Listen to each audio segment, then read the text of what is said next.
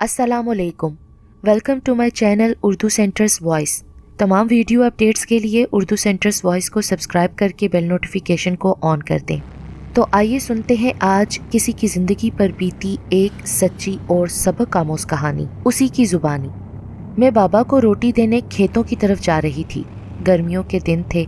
आज मुझे देर हो गई थी। अगर रोटी देर से पहुँचे तो बाबा रोटी ना खाते थे। अचानक खेतों में से दो आदमी नमूदार हुए। वो मेरे साथ बदतमीज़ी करने लगे। मैंने उन्हें बोला, मेरा रास्ता छोड़ दो। उनमें से एक ने अचानक मेरी कमर में हाथ डाल के मुझे पकड़ लिया। मेरे दूसरे हाथ में लस्सी की कटवी थी। मैंने उसके सर पर दे मारी। भागने की कोशिश करने लगी तो दूसरे ने मुझे एकदम उठा लिया और अपने कंधे पर डाल दिया। मैं उस वक्त मुश्किल से 14 बरस की थी, हल्की फुल्की सी थी। उनके गिरफ्त में मचलने लगी, लेकिन अपने आप को छुड़ा ना पाई। ज़ोर ज़ोर से चीखना और चिल्लाना शुरू कर दिया। अचानक ही एक और शख्स खेतों से भागता हुआ आया और जिसने मुझे उठाया हुआ था उसको ज़ोर ज़ोर से घूंसे मारने लगा। मैं ज़मीन पर गिर गई। थोड़ी देर बाद वो दोनों शख्स भाग गए। तुम्हारी बहुत बहुत मेहरबानी, तुमने मेरी आज जान छुड़ाई। पर तुम इस वक्त कहाँ जा रही थी? मैं अपने बाबा को रोटी देने खेतों में जा रही थी कि इन दोनों बदमाशों ने मेरा रास्ता रोक लिया। तुम ना आते तो ना जाने मेरा क्या हशर होता। पर तुम्हारी रोटी और लस्सी तो गिर गई। अब तुम अपने बाबा को क्या दोगी? ऐसा करो, मेरे पास कुछ रोटियां और साग हैं, तुम वो अपने बाबा को दे देना। उसने रोटी की पोटली उठा के मुझे खेतों से दी और बोला कि तुम्हारा नाम क्या है? मेरा नाम नूरा है। मेरा नाम अकबर है। तुम्हारे बाबा का क्या नाम है? उनका नाम अल्लाह देता है। मैं हसनपुर का रहने वाला हूँ। तुम शायद नवाबपुर में रहती हो। हाँ, मैं नवाबपुर में ही रहती हूँ। वो मुझे रोटी देकर मुस्कुराता हुआ चला गया। ये वाक़यात अब से 70 साल पहले के हैं। इस वाक़ये के 10-12 दिन बाद हमारे घर 2-3 औरतें और एक मर्द आया। साथ ही हमारे गांव के मौलाना साहब थे जिनसे मेरे अब्बू की बहुत अच्छी बातचीत थी। उनमें से एक औरत कहने लगी कि मैं हसनपुर में रहती हूँ और अपने बेटे अकबर के लिए नूरा का हाथ मांगने आई हूँ। मैं तो शर्मा कर अंदर कोठरी में चली गई, क्योंकि मुझे भी वो गबरू जवान एक नज़र में अच्छा लगा था। बाबा ने अपने दोस्त मौलवी साहब की वजह से हमारा रिश्ता कबूल कर लिया और यूँ अकबर से मेरी शादी हो गई। उस दौर में इतनी ही कम सिनी में शादियां हो जाया करती थीं। अकबर तो मुझे देख देख कर जीता था। उसकी माँ मासी सुगरा भी मुझे बहुत चाहती थी। 2 महीने तक तो उसने मुझे घर के किसी काम को हाथ तक ना लगाने दिया। कहती थी, तू इतनी सोनी कुड़ी है, ऐसे झाड़ू देगी तो मैली हो जाएगी। मेरे हाथ पैरों की मेहंदी का रंग फीका पड़ता तो वो मेरे हाथों और पैरों में मेहंदी लगा देती और बोलती, नई नवेली दुल्हन के सूने हाथ और सूनी कलाइयाँ अच्छी नहीं लगती। दिन इसी तरह खुशियों के हंडोले में झूलते गुजर गए। देखते ही देखते हमारी शादी को 1 साल गुजर गया। अब अम्मा की उठते बैठते एक ही रट थी कि नूरा अब जल्दी से मुझे पोता दे दे, मेरा अरमान भी पूरा हो जाए। न जाने कब मेरी आंखें बंद हो जाएंगी। पर अम्मा, ये तो अल्लाह के हाथ में है ना। हाँ बेटी, तू ठीक कहती है, पर मैं तो अल्लाह से मांग मांग कर थक गई। अब सोचे मैं उनकी उस बात का क्या जवाब देती। 6 महीने मजीद गुजरे तो अम्मा के रवैये में भी वाज़ेह फ़र्क आने लगा। उठते बैठते अब मुझे ताने देने लगी, बात पे बात छिड़कने लगती। कहती थी, जिस दरख्त में फल फूल ना हो वो जलाने के काम आता है। मुझे क्या पता था कि मैं बंजर ज़मीन का सौदा कर रही हूँ। वो ये बातें मुझे सुनाने के लिए करती थी। मैं अम्मा की उन बातों से हर वक्त परेशान रहने लगी। मेरी उस उदासी और परेशानी को अकबर ने भी महसूस कर लिया और मुझसे एक दिन बोला, क्या बात है नूरा, तू आजकल इतनी उदास और परेशान क्यों रहती है? नहीं, ऐसी तो कोई बात नहीं। मैंने उसे टालने की कोशिश की। अच्छा, मैं समझ गया, तुझे बाबा की याद आ रही है ना। कल तुझे मैं नवाबपुर तेरे बाबा के पास ले जाऊंगा। फिर वो मुझे मेरे बाबा से मिलवाने ले गया। माँ तो मेरी पहले ही फोत हो गई थी। मेरा सिर्फ एक बाप था और एक मैं। मेरा कोई और बहन भाई भी नहीं था। मुझे अपने बाबा बीमार लगे। मैंने परेशान होकर कहा, बाबा तुम्हारी तबीयत ख़राब है, तुम दवा क्यों नहीं लाए? भाई, मैं गाँव के हकीम साहब से दवा तो लाया हूँ, लेकिन उससे कोई अफाका नहीं होता। बाबा, मैं तुम्हें शहर के बड़े अस्पताल में कल ले जाऊंगा, तुम तैयार रहना, मैं तांगा लेकर आऊँगा। मैं भी चलूँगी अकबर। दूसरे दिन हम बाबा को शहर के अस्पताल ले गए। डॉक्टर साहब ने बाबा का मुआयना किया, कुछ दवाएं दी, अकबर को कुछ हदायत दी और हम लोग अपने गाँव वापस आने के लिए सफ़र पर रवाना हो गए। मुझे अकबर के चेहरे पर कुछ अजीब से तासुरात नज़र आए। मैंने पूछा, बताओ बाबा के बारे में डॉक्टर ने क्या कहा? उसने मुझे कहा कि तुम्हारे बाबा को बड़ी बीमारी है। मेरे सर पर तो गोया आसमान टूट पड़ा, क्योंकि बड़ी बीमारी उस ज़माने में टीबी को कहा जाता था। उस वक्त तक वो बीमारी नाकाबिले इलाज थी। मैं ये सुनकर बुरी तरह रोने लगी। अकबर ने बमुश्किल मुझे तसल्ली दी। मुझे बोला, डॉक्टर साहब ने कहा है कि अभी उनकी बीमारी इतनी ज़्यादा नहीं, दवाओं से ठीक हो जाएगी। मैं जानती थी कि अकबर मुझे झूठी तसल्लियाँ दे रहा है। खैर, जब मेरी सास को इस बीमारी का पता चला तो उसने भी मेरी दिलजोई की। असल में वो दिल की बुरी नहीं थी, उसे सिर्फ वारिस चाहिए था। आखिर एक मनहूस सुबह बाबा इस दुनिया से रुखसत हो गए। मैं तो गम से पागल हो गई। इस मौके पर मुझे मेरी सास और मेरे शोहर ने बहुत सहारा दिया। फिर मैं आहिस्ता आहिस्ता घर के कामों में दिलचस्पी लेने लगी। जब 3-4 महीने गुजरे तो फिर अम्मा के रवैये में तब्दीली आ गई। उस दिन पड़ोस की मासी जीना हमारे घर आई हुई थी। मासी जीना अम्मा को कहने लगी, तेरी बहू की गोद अभी तक हरी नहीं हुई। अम्मा ने ठंडी सांस लेकर कहा, कभी बंजर ज़मीन भी फसल देती है? मैंने तो अपने बेटे की किस्मत ही फोड़ दी। पर इसमें मायूसी की क्या बात है सुगरा? अभी कौन सी अकबर की उम्र गुजर गई है, तो उसकी दूसरी शादी करा दे, वरना पोता खिलाने की आस ही लिए इस दुनिया से गुजर जाएगी। लेकिन अकबर इस पर कभी राजी नहीं होगा, क्योंकि इस चुड़ैल ने तो अकबर पर ना जाने कौन सा जादू किया है कि वो इसके खिलाफ एक लफ्ज़ भी सुनने का रवादार नहीं। उन दोनों की बातें सुनकर मेरी तो आंखों से आंसू बहने लगे। उस वक्त मुझे मेरे बाबा बहुत याद आए। मैंने उस रोज़ फैसला कर लिया कि आज ही अकबर से साफ साफ बात करूंगी और उसे बता दूंगी कि अम्मा का रवैया मेरे साथ क्या है, क्योंकि इससे पहले मैंने उसे कभी कुछ भी नहीं बताया था। खैर, अकबर घर आया, मैंने उसे खाना वगैरह दिया। फिर वो मुझे कहने लगा, क्या बात है नूरा, क्या तुम मुझसे नाराज़ है? हाँ, मैंने बुलंद आवाज़ में कहा और उसे अम्मा के रवैये के बारे में बता दिया।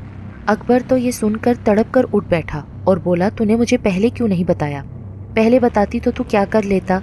मैं अम्मा से ये तो कह सकता था ना कि औलाद देना या ना देना किसी बंदे के हाथ में नहीं है। तो क्या वो तुम्हारी बात समझ जाती? वो तो मुझे बंजर ज़मीन कहती है। बंजर ज़मीन भी कभी फसल देती है क्या? चल नूरा, तू अम्मा की बात का बुरा ना मनाया कर, वो अब बूढ़ी हो गई है। तूने तो सुना नहीं कि बूढ़ा और बच्चा बराबर होता है? अरे वो तो पोते के लिए तुम्हारी दूसरी शादी करने जा रही है। पर ये नहीं हो सकता, अम्मा नहीं ऐसा कह सकती। मैं अगर अपने कानों से ना सुन लेती ना तो मुझे भी यकीन नहीं आता। और मासी जीना अम्मा को दूसरी शादी के मशवरे दे रही है। पर मेरी प्यारी नूरा, इधर की दुनिया उधर हो जाए ना, तब भी मैं दूसरी शादी नहीं करूँगा। उसके बाद से घर में मासी जीना की आमदोरफ्त बढ़ गई। अम्मा ने आखिर अकबर के लिए एक लड़की पसंद कर ही ली। वो उस गांव के एक मज़ारे की बेटी थी। रात को अकबर खाना खाकर बैठा तो अम्मा ने कहा, मुझे तुझसे एक ज़रूरी बात करनी है। अकबर बोला, अम्मा ऐसी कौन सी ज़रूरी बात है जिसके लिए तू पहले से मुझे बता रही है? हाँ बोल, मैं सुन रहा हूँ। अकबर, मैंने तेरी दूसरी शादी कराने का फ़ैसला कर लिया है। दूसरी शादी? अम्मा मुझसे एक ही नहीं संभलती, तू दूसरी शादी की बात कर रही है? क्यों, मेरी जान की दुश्मन है? मैं तो दो बीवियों के दरमियान चक्की के 2 पाटों की तरह पिसकर रह जाऊंगा। मेरी बात को मजाक में मत टाल अकबर, संजीदगी से सुन। मुझे पोते की शदीद ख्वाहिश है और नूरा तो मेरी ये ख्वाहिश पूरी करने से रही। क्यों अम्मा, नूरा क्या औरत नहीं है? औरत है, लेकिन अगर ये मेरी ख्वाहिश पूरी करने के काबिल होती तो अब तक कर चुकी होती। ये अधूरी औरत है। बांझ औरत तो अधूरी ही होती है ना बेटा। कान खोलकर सुन ले अम्मा, मैं किसी भी कीमत पर दूसरी शादी नहीं करूँगा। ये कहकर अकबर पैर पटकता हुआ सीढ़ियाँ चढ़कर ऊपर चला गया। पता नहीं इस चुड़ैल ने ना जाने अकबर को उल्लू का गोश्त खिलाया है या कोई जादू किया है कि वो मेरी बात सुनता ही नहीं। लेकिन मैं भी अपनी जिद की पक्की हूँ, देखती हूँ वो कब तक ये बात नहीं मानता। अम्मा की ये बात सुनकर तो मुझे फिक्र पैदा हो गई। वो वाकई अपनी जिद की पक्की थी। अकबर को अपनी जान की कसम देकर, मरने की धमकी देकर मजबूर कर सकती थी। अचानक मुझे शीदा का ख्याल आया। शीदा मेरी पड़ोसन थी और वो मुझसे मोहब्बत करती थी। दूसरे दिन मैंने अकबर से कहा कि मुझे नवाबपुर छोड़ दे, वहाँ मैंने अपनी पुरानी सखी सहेलियों से मिलना है। अकबर ने मुझे उसी दिन नवाबपुर छोड़ दिया। शीदा अक्सर पीर साहब के पास जाया करती थी और उनसे तावीज़ वगैरह लाती थी। वो उन पीर साहब की बहुत तारीफ़ करती थी, कहती थी वो बहुत बड़े अल्लाह लोग हैं, किसी भी साइल से एक भी पैसा नहीं लेते, बेगर्ज होकर सबकी खिदमत करते हैं। मैंने शीदा को अपनी बप्ता सुनाई तो वो हंसकर बोली, ये तो कोई फ़िक्र की बात ही नहीं। तू अगर मुझे पहले बता देती तो अब तक तो तेरी गोद में 2 बच्चे खेल रहे होते। बेऔलादों को औलाद दिलाने में तो पीर साहब बहुत मशहूर हैं। तू कल ही मेरे साथ उनके पास चलना, वो मेरा बहुत ख्याल करते हैं, वरना लोगों को वहाँ घंटों तक इंतज़ार करना पड़ता है। दूसरे दिन मैं शीदा के साथ पीर साहब के आस्थाने पर पहुँच गई। उनके आस्थाने के गिर्द बड़ा सा एक अहाता था जिसमें आम और जामुन के दरख्त लगे हुए थे। ज़मीन पर घास थी जिस पर बहुत सारे मर्द और औरतें बैठे हुए थे। पीर साहब का मुरीद ख़ास शायद शीदा को पहचानता था। उसने हमें फ़ौरन पीर साहब के पास पहुंचा दिया। پیر صاحب کی لمبی سفید سی داڑھی، ان کی سرخ و سفید رنگت اور آنکھوں میں عجیب سی چمک دیکھ کر میں تو ان سے مروب ہو گئی۔ انہوں نے مجھے دیکھتے ہی کہا، تیری قسمت میں اولاد ہے، لیکن تجھے اس کے لیے بہت محنت کرنا پڑے گی۔ اولاد کا سن کر میں تو ان سے مزید متاثر ہو گئی۔ آخر انہیں کیسے معلوم ہوا کہ میں اولاد کے لیے ان کے پاس گئی تھی؟ شیدا نے فخریہ انداز میں میری طرف دیکھا۔ پیر صاحب، میں ہر طرح کی محنت کرنے کو تیار ہوں، بس مجھے کسی بھی قیمت پر اولاد دلا دیں۔ دلائیں گے، ضرور دلائیں گے۔ پیر صاحب یہ کہہ کر مراقبے میں چلے گئے۔ انہوں نے دوبارہ آنکھیں کھولی تو ان کی آنکھیں سرخ انگارہ ہو رہی تھیں۔ انہوں نے کہا، لڑکی، تیرے سر پر تو بہت سی مصیبتیں ناچ رہی ہیں۔ تیری ساس نے بھی تجھ پر کچھ عمل کرایا ہے، پہلے تو مجھے اس کا توڑ کرنا پڑے گا۔ پھر وہ شیدا سے بولے، تو اس کے لیے کہیں سے کالے بکرے کا بندوبست کر۔ پر پیر صاحب، میں اور یہ بھلا کالا بکرا کہاں ڈھونڈتی پھریں گی؟ آپ کوئی اور حل بتائیں۔ کالا بکرا بہت ضروری ہے۔ اس طرح کرو، تم میرے مرید کو اس بکرے کے پیسے دے دینا، وہ خود کالے بکرے کا بندوبست کر لے گا۔ ٹھیک ہے پیر صاحب، شیدا خوش ہو کر بولی۔ بس اب تم جاؤ، باقی کام تمہیں میرا مرید بتا دے گا۔ میں اور شیدا وہاں سے خوشی خوشی باہر نکلے۔ مرید نے بتایا کہ ہمیں بکرے کے لیے 15 روپے دینے کی ضرورت ہے۔ 15 روپے کی رقم اس دور میں بہت اہمیت رکھتی تھی۔ اکبر اکثر مجھے پیسے دیتا رہتا تھا، میرے پاس اس وقت بھی 20-25 روپے تھے۔ میں نے فوراً 15 روپے نکال کر مرید کے ہاتھ پر رکھ دیے۔ کالے بکرے کے خون پر پیر صاحب کوئی عمل کریں گے، مرید نے بتایا۔ اب تم لوگ کل اسی وقت آنا۔ واپسی میں شیدا کہنے لگی، پیر سائیں بہت پہنچے ہوئے بزرگ ہیں، ان کے در سے کوئی خالی ہاتھ نہیں جاتا۔ شام کو اکبر مجھے لینے آیا تو شیدا نے کہا، اکبر بھائی، نورا کو کچھ دن یہیں چھوڑ دو، یہاں آ کر اس کا دل کچھ بہل گیا ہے۔ پھر اکبر کو میں نے راضی کر لیا اور وہ مجھے چھوڑ گیا۔ مجھے کہنے لگا کہ جب تک تیرا دل چاہے یہاں رہے، جب تجھے آنا ہو تو مجھے پیغام بھجوا دینا، میں تجھے لینے آ جاؤں گا۔ میں نے احتیاطاً اکبر سے مزید پیسے لے لیے۔ دوسرے دن ہم پیر صاحب کے آستانے پر پہنچے تو پھر وہی عالم تھا۔ ہمیں بتایا گیا کہ پیر صاحب کسی بہت جلالی وظیفے میں مصروف ہیں۔ 2 گھنٹے بعد ہمارا نمبر آیا۔ پیر صاحب نے مجھے دیکھتے ہی کہا، میں تیرے لیے وظیفہ کر رہا تھا، تیری بہت سی میں نے بلائیں دور کر دی ہیں، اس کے لیے تجھے ایک اور کالے بکرے کی قربانی دینا ہوگی۔ میں نے جھٹ پیسے نکالے اور پیر صاحب کی طرف بڑھا دیے۔ پیر صاحب مجھے کہنے لگے کہ میں نے کل ساری رات قبرستان میں وظیفہ پڑھا ہے اور آج بھی صبح سے میں وظیفے میں مصروف تھا۔ تیسرے دن ہم لوگ وہاں پہنچے تو مرید نے بتایا کہ آج پیر صاحب وظیفے میں مصروف ہیں، وہ آپ سے نہیں مل سکتے۔ اگلے دن جب ہم پیر صاحب کے پاس گئے تو 2-2.5 گھنٹے کے انتظار کے بعد ہمارا نمبر آ گیا۔ اس دن پیر صاحب کے ارد گرد اگربتیاں سلگ رہی تھیں۔ ایک مٹی کے پیالے میں کچھ انگارے تھے، انہوں نے اس میں لوبان ڈالا اور مجھ سے بولے، ادھر میرے پاس آ۔ میں اٹھ کر ان کے پاس چلی گئی۔ انہوں نے میرے سر اور چہرے پر لوبان کی دھونی دی، میری پیشانی پکڑ کر کچھ دیر تک کوئی وظیفہ پڑھتے رہے۔ پھر انہوں نے آنکھیں کھولی تو ان کی آنکھیں سرخ ہو رہی تھیں۔ بہت عجیب سے انداز میں مسکرائے اور بولے، لڑکی، میں نے تیرے سر کی تمام بلائیں ٹال دی ہیں اور ایسا حصار باندھ دیا ہے کہ اب تیری ساس یا کوئی بھی دشمن تجھ پر کوئی عمل نہیں کر سکتا۔ اگر کوئی ایسا عمل کرے گا بھی تو وہ اس پر الٹ جائے گا۔ پر پیر صاحب، اب میری گود تو ہری ہو جائے گی نا؟ میں نے تو پہلے تیرے اوپر سے کالے علم کو اتارا ہے، اب اگر تجھے اولاد کی ضرورت ہے تو تجھے خود محنت کرنا ہوگی۔ بول، محنت کر سکے گی؟ میں محنت سے نہیں گھبراتی پیر صاحب، آپ مجھے بتائیے کیا کرنا ہوگا۔ تجھے 7 راتوں کو قبرستان میں جا کر کسی پرانی اور ٹوٹی ہوئی قبر پر بیٹھ کر غسل کرنا پڑے گا۔ پیر صاحب نے یہ کہا تو میں تو کانپ کر رہ گئی۔ قبرستان جانے اور وہ بھی رات کے وقت، پھر کسی پرانی قبر پر بیٹھ کر نہانا، کوئی بھی لڑکی ہوتی تو اسی وقت ہمت ہار دیتی، لیکن میرے دل میں اکبر کی محبت اتنی شدید تھی کہ میں نے عمل کرنے کی حامی بھر لی۔ ایک بات کا خیال رہے، تجھے آدھی رات گزرنے کے بعد قبرستان میں جانا ہوگا اور بالکل اکیلے جانا ہوگا، لیکن قبرستان کے باہر تک تو کسی کے ساتھ بھی جا سکتی ہے۔ اس عمل کا ایک مخصوص وقت مقرر کر لے۔ 7 دن میں ایک دفعہ میں ناغہ نہیں ہونا چاہیے۔ نہاتے ہوئے تو کوئی دنیاوی خیال دل میں مت لانا، بس اللہ کو یاد کرنا۔ میں بھی یہاں بیٹھ کر چلا کاٹوں گا اور تیری حفاظت کے لیے اپنے موکلوں کو بھیج دوں گا۔ ایک بات اور سمجھ لے، اگر تو خوفزدہ ہو کر وہاں سے بھاگی تو عمل باطل ہو جائے گا۔ غسل کرنے کے بعد تجھے قبرستان کے دوسرے راستے سے باہر آنا ہوگا۔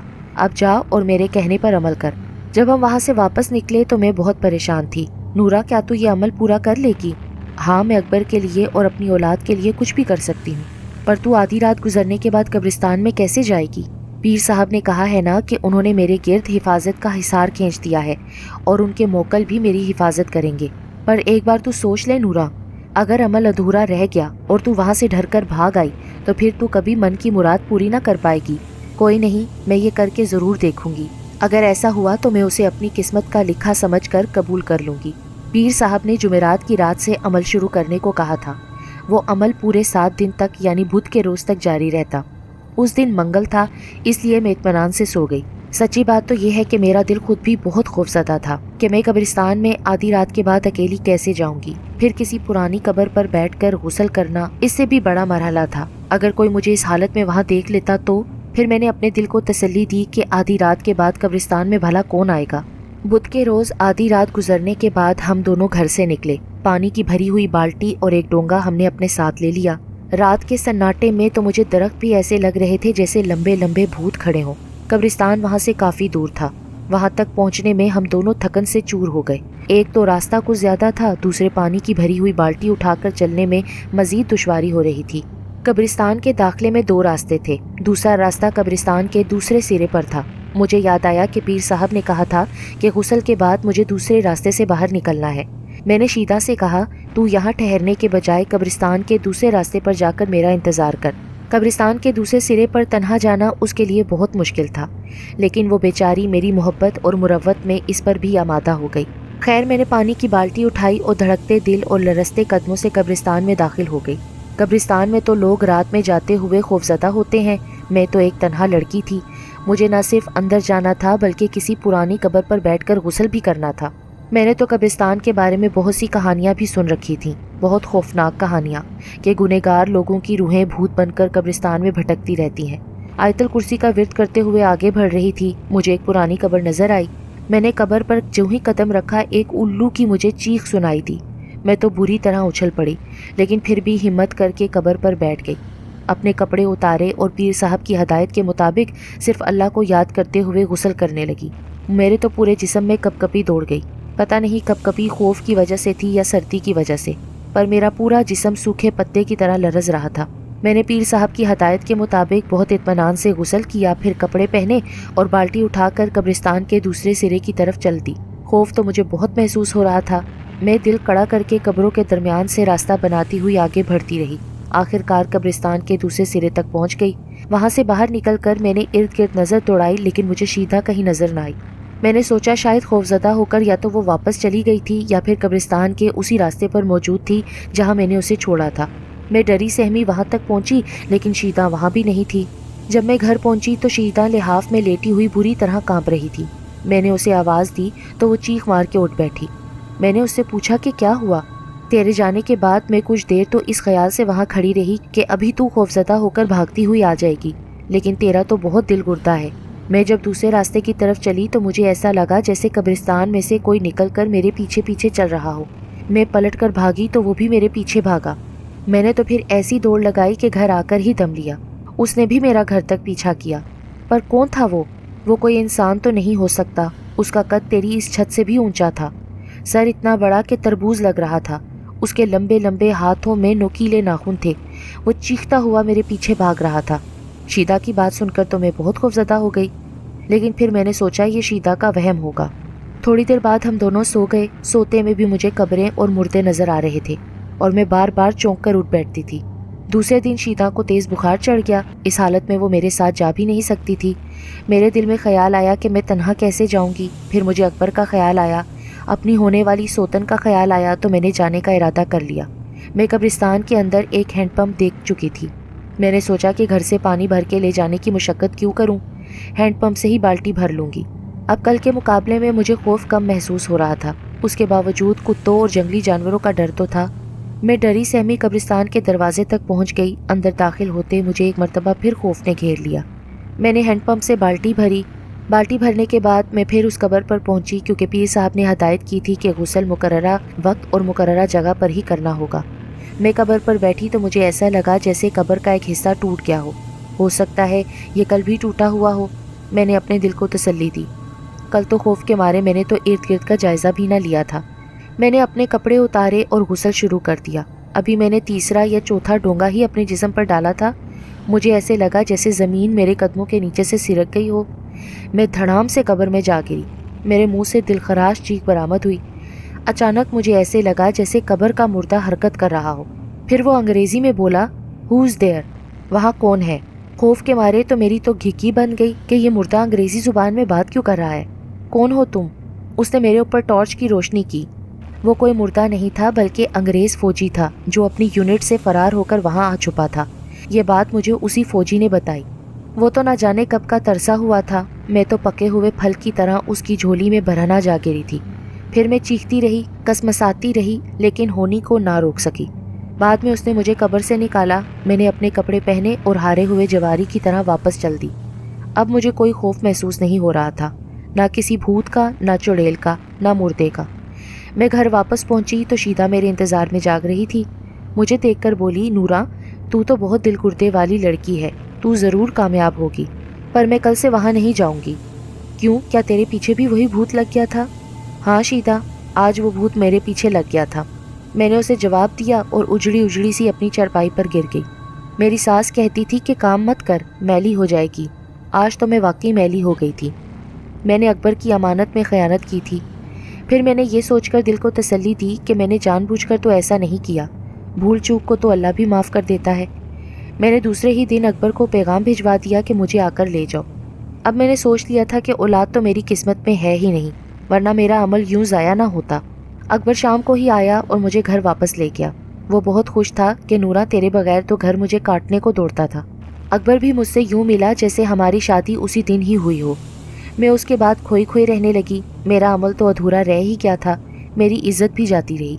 ایک دن بیٹھے بیٹھے مجھے زور کا چکر آیا. یوں محسوس ہوا جیسے اپکائی سے میری آنتیں باہر آ جائیں گی. میں ہینڈ پمپ کے پاس جا کر اپکائیاں لینے لگی. اماں بھاگی بھاگی آئی اور بولی، نورا تیری طبیعت تو ٹھیک ہے؟ مجھے تو اماں صبح سے چکر اور اپکائیاں آ رہی ہیں. اماں کا چہرہ تو خوشی سے دمکنے لگا. وہ بھاگی بھاگی گئی اور گاؤں کی دائی حاجرہ کو بلا لائی. دائی خاصی عمر رسیدہ اور تجربے کار تھی. اس نے میرا جائزہ لیا اور اماں کو خوشخبری سنا دی کہ مبارک ہو، تم دادی بننے والی ہو. اماں تو خوشی کے مارے ناچنے اور کودنے لگی. اماں نے اسی وقت ایک آدمی دوڑا کر اکبر کو کھیتوں سے بلوا لیا. اکبر بھی یہ خوشخبری سن کر دیوانہ ہو گیا. اس نے اسی وقت ایک آدمی بھیج کر سیروں کے حساب سے گڑ منگوایا اور پورے محلے میں تقسیم کرایا.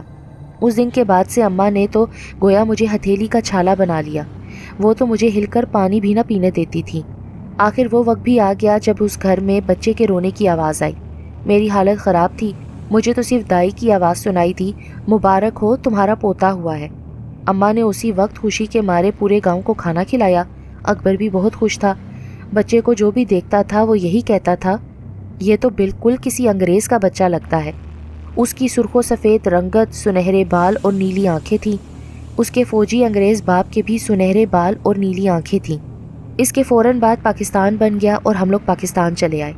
یہاں اکبر نے آ کر کپڑے کی تجارت شروع کی. اللہ نے اس کے کاروبار میں ایسی برکت دی کہ 4-5 سال بعد ہی اس نے نہ صرف گاڑی خرید لی بلکہ ماڈل ٹاؤن میں ایک بنگلہ بھی بنا لیا. پاکستان آنے کے 10 سال بعد اماں کا انتقال ہو گیا. انہوں نے نہ صرف پوتے کو گود میں کھلایا بلکہ بیٹے کی دن دگنی اور رات چگنی ترقی بھی دیکھی. اکبر نے اپنے بیٹے کا نام انور رکھا تھا. اس نے انور کو بہترین اسکول میں داخل کرایا اور جب وہ جوان ہوا تو اعلیٰ تعلیم کے لیے ولایت بھیج دیا. پھر وہ وہاں ایسا گیا کہ پھر لوٹ کر نہ آیا. پہنچی وہیں پہ خاک جہاں کا خمیر تھا. مجھے اس کے جانے کا ذرہ برابر بھی صدمہ نہیں تھا. ہاں، اکبر اسے یاد کر کے بہت آبدیدہ ہو جاتا تھا. انہیں تو آج تک اس حقیقت کا علم نہیں ہے کہ انور ان کا بیٹا نہیں تھا. پھر سنا تھا کہ وہاں اس نے میم سے شادی کر لی تھی اور اب اس کے بھی جوان بچے ہیں. عمل ادھورا رہنے کے باوجود میرے بچے کا ہو جانا اس بات کی نشاندہی کرتا تھا کہ وہ ایک ڈھونگی پیر تھا. وہ صرف بکروں کے بہانے پیسے لیتا تھا اور عورتوں سے غلط کام کرواتا تھا. اس نے مجھے اولاد پیدا ہونے کی لالچ دیکھ کر کس قدر بڑا گناہ کروایا. میں ہر وقت نادم اور شرمندہ رہتی تھی اور میں یہی کہتی تھی کہ میں نے جو نادانستگی میں گناہ کیا تھا، اللہ پر توکل کرنے کی بجائے اس ڈھونگی پیر کی باتوں میں آ کر میں جو اتنے بڑے گناہ کی مرتکب ہوئی تھی، تو پھر اس انگریز فوجی کا قبر میں چھپنا، میرا عزت لوٹنا، حمل ٹھہرنا اور ناجائز بچہ پیدا ہونا، یہ سب اس گناہ کی ہی سزا تھی. اسی لیے اگر اللہ پاک اولاد سے نہیں نوازتے تو اس میں اللہ کی بہت بڑی مصلحت ہوگی. اللہ پر توکل کرنا چاہیے اور کسی بھی پیر فقیروں کے پاس جا کر گندے عملیات سے پرہیز کرنی چاہیے. یہ نہ ہو کہ آپ کو بھی گناہ کرنے کی سزا اس دنیا میں ہی بھگتنا پڑے، جیسا کہ میں نے اس ناجائز بچے کی صورت میں بھگتی.